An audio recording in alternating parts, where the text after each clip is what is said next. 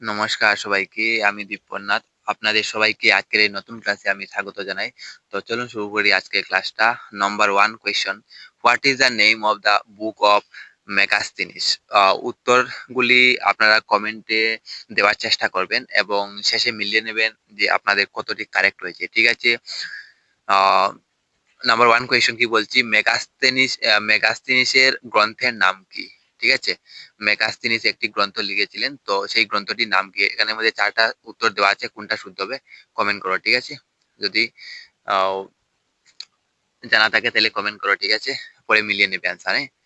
আর যদি কারো পিডিএফ লাগে তাহলে ডেসক্রিপশনে কন্ট্যাক্ট নাম্বার দেওয়া থাকবে, যোগাযোগ করতে পারবেন। ঠিক আছে, পিডিএফ পেয়ে যাবেন। তো পিডিএফ এর জন্য আপনাদের গ্রুপে জয়েন করতে হবে, অনলি 99 রুপিস ফিস লাগবে, জয়েনিং ফিস, এবং ফাইনাল পরীক্ষা পর্যন্ত এরকম পিডিএফ পেয়ে যাবেন। ঠিক আছে, তো মেগাস্তিনিসের গ্রন্থের নাম কি? এখানে শুদ্ধ উত্তর কোনটা হবে? ইন্ডিকা হবে। ঠিক আছে, নেক্সট কোয়েশ্চন কি দেওয়া আছে, হিউয়েন সাং রোড হুইচ বুক?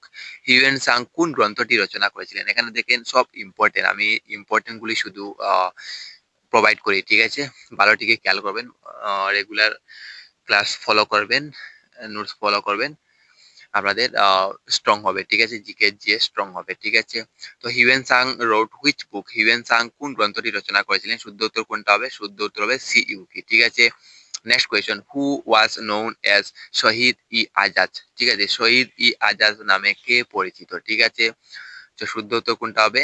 ভগৎ সিং। ঠিক আছে, ভগৎ সিং কে শহীদ ই আজাদ নামে জানা যায়। ঠিক আছে, নেক্সট কোয়েশ্চন, হু গেভ দি ইনকলাব জিন্দাবাদ স্লোগান? ইনকলাব জিন্দাবাদ যে স্লোগান, এই স্লোগানটি কে দিয়েছিলেন?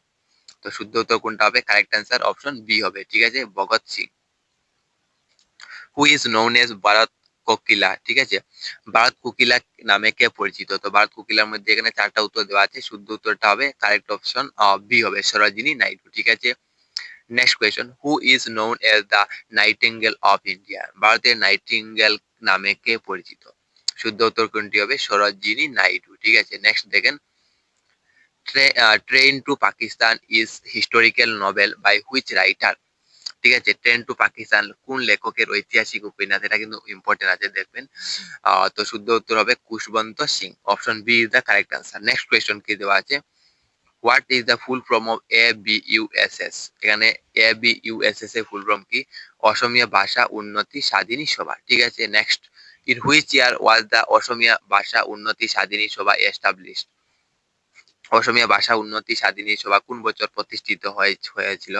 1888, 1888 সালে। ঠিক আছে, ওয়ার ওয়ার দা অসমীয়া ভাষা উন্নতি স্বাধীনী সভা এস্টাবলিশ? অসমীয়া ভাষা উন্নতি স্বাধীনী যে সভা, এটা কোথা থেকে এস্টাবলিশ হয়েছিল? এটা হচ্ছে কলকাতা। ঠিক আছে, নেক্সট, হ্যাঁ আজকের জন্য এখানেই সমাপ্ত, নেক্সট ক্লাসে আবার দেখা হবে। সবাই ভালো থাকুন, সুস্থ থাকুন। ঠিক আছে, থ্যাংক ইউ সো মাচ।